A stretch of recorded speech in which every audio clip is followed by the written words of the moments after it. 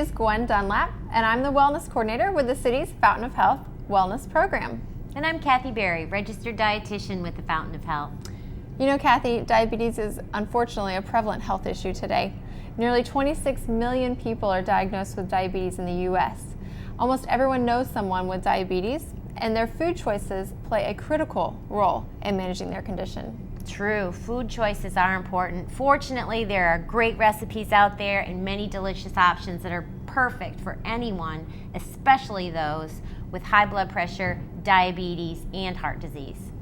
Do any of our recipes today include superfoods? I hear a lot about them and how nutritious they are. Absolutely, Gwen. Kale is one of my favorites, and I had the opportunity to talk with Paulette today about kale. Well, hi, Paulette. Hi, Kathy. How are you? I'm well. How are you today? I'm well. Trying to add some more green to my diet. Wonderful. Have you ever tried sauteed kale? You know, I haven't. It is delicious. It sautés up beautifully with some olive oil and garlic. It has a bright, almost lemony flavor. It is very delicious, and it is very high in fiber and antioxidants. That sounds good. I think I can do that. Would you like to try some? I will. Well, enjoy. Let's make some sauteed kale. First, we're going to add some olive oil to a skillet over medium heat. And we're going to add a little bit of garlic to that, just because garlic makes everything better. Garlic is one of those superfoods, high in sulfuramides, antimicrobial properties, very good for your heart, vasodilator, very nice. And there is nothing more fragrant than some garlic. So let's get that cooking. Now you want to cook this garlic over a medium heat in olive oil because garlic can really brown up quickly. I also like the olive oil because we're using it as a medium heat. It is a monounsaturated oil. It has a beautiful flavor. It marries nicely with the olive oil and the kale. So once we get that garlic toasting and turning translucent and looking beautiful, smelling lovely. So after that, we're going to add in our lovely kale. Now, kale is a green. I love greens. They are super high in antioxidants. They are especially high in vitamin A and vitamin C. They are also really high in minerals like iron and copper. Copper is really important for people who have diabetes. Iron is also very good for all of us. It is the backbone of our hemoglobin. Listen to that. This is not going to take long to cook up at all. So let's get that kale in there. We'll start playing with it. We'll rescue that guy. Doesn't take long, and it is lovely. If you have a palate for greens, this is a delicious dish. I may have loaded my pan up a little bit because I was overzealous about my kale. No worries.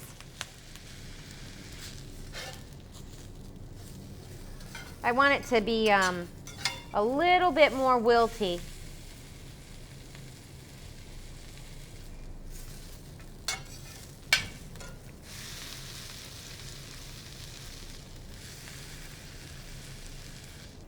All right, as you can see, our kale has reduced greatly. It is a delicious accompaniment for any kind of a mild protein, lean protein, salmon, which we're gonna make in a bit, or grilled chicken. It's absolutely fabulous. So how we're gonna do this is I'm just gonna season it up with a little fresh ground pepper and a little sea salt. Give it a little stir.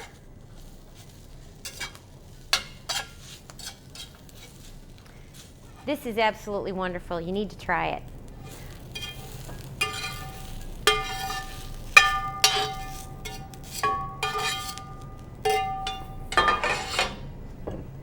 So there you have it, sauteed kale.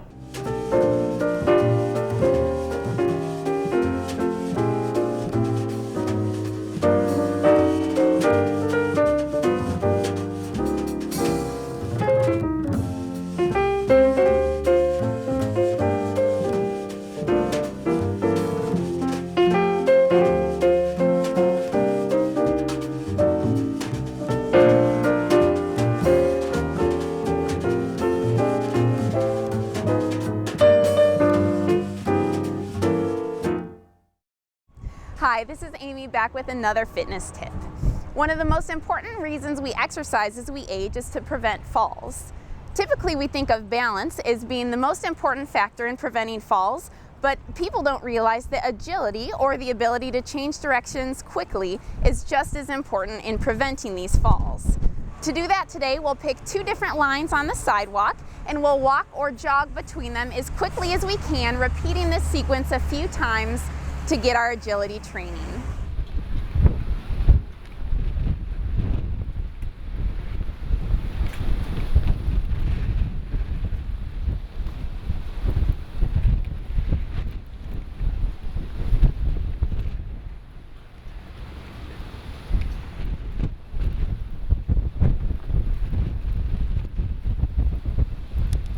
To track progress, repeat this sequence several times over several weeks to see if we improve. Kathy, this just pops off the plate with a rich green color, and it tastes great too. It sure does. It's just another example of how healthy food is delicious. So what will we serve this kale with? Well, Gwen, I would serve this with salmon.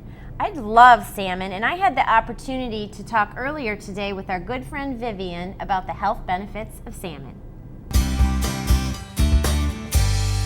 Hey Vivian, how are you today? Hi Kathy, nice to see you. Nice to see you. What are you shopping for? I don't know what I'm gonna have for dinner tonight.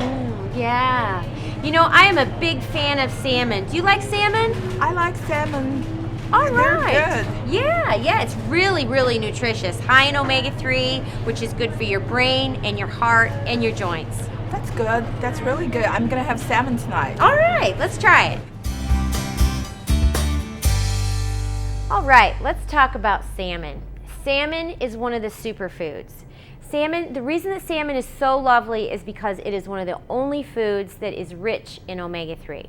Now we do have some other sources of omega-3, but salmon is very, very rich in it. There are two parts of omega-3 that make it extra special. EPA is eicosapentaenoic and DHA is docosahexaenoic. Doesn't matter that you know what those are, but it is important to know that there are two parts of omega-3.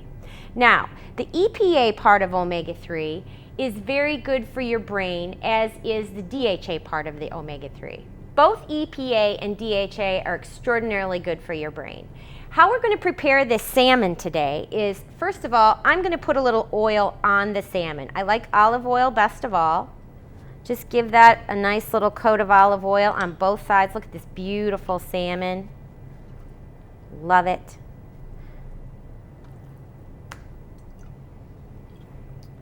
And then we're going to add that to a pan that's on medium heat.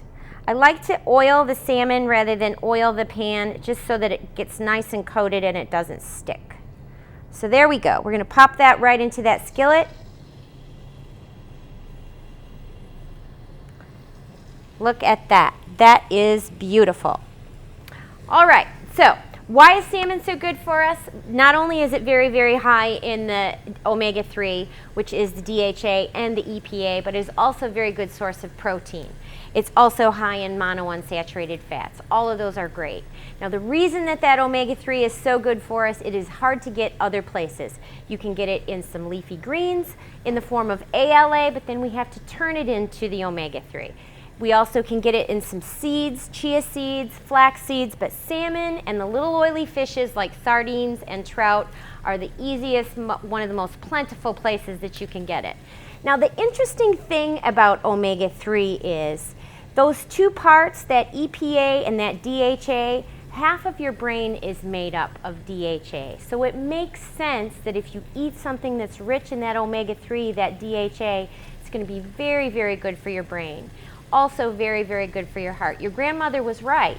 Fish is brain food. And the EPA part of the omega-3 is also very interesting because there's some really good studies that show that EPA has to do with mood and DHA has to do with brain development and health. So the two together are really a good source of nutrition. And more interestingly than that, I believe, is that the cultures in the world that eat the most fish have the least Alzheimer's and the least dementia, also the least depression. So that's pretty powerful. That's pretty powerful information. So this is salmon. How I like to prepare it, I just like to put it in a grill or like to put it on a skillet. It has a big flavor, a big, beautiful, rich flavor. Some people like to put barbecue sauce on it. Some people like to put mustard and brown sugar on it. I'm a purist. I just like plain salmon. I like to dress it up with a little salt and pepper. Sometimes I like a little Montreal steak seasoning on it because it does have a nice big flavor. And then I just saute it up, serve it with lemon, and then a beautiful side of sauteed kale.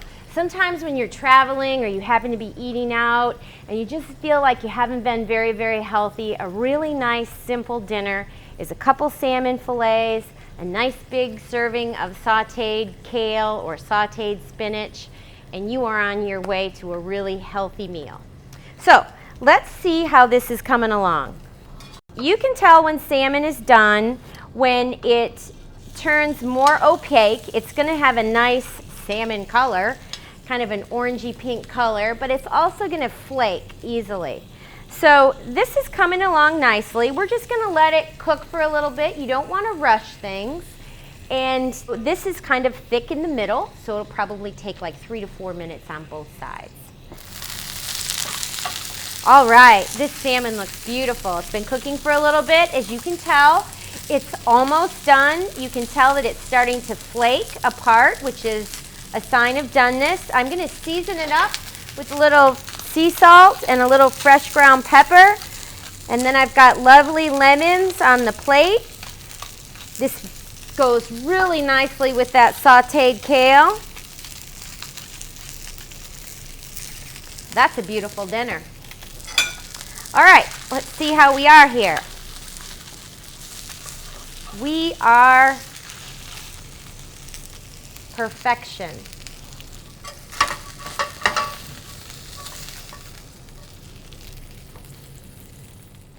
We're going to put a little nice garnish on the plate.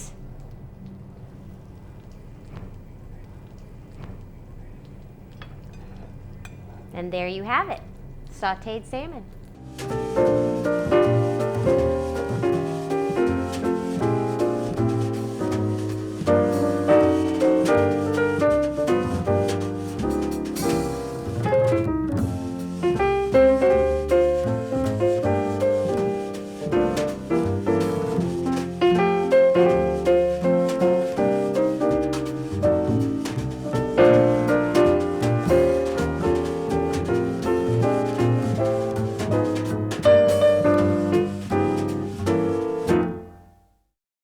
These are two great options that go together, salmon and kale. Something you could serve for a special meal or something simple enough that you can serve just for yourself.